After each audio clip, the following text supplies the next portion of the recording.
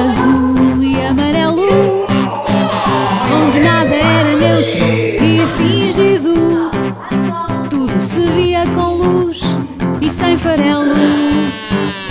Vivia-se com dor e a sua armadura agora esfolada e cheia de pó. Um conto no castelo. Um espetáculo de Marco António Del Carlo. Música original de Cristóvão Campos.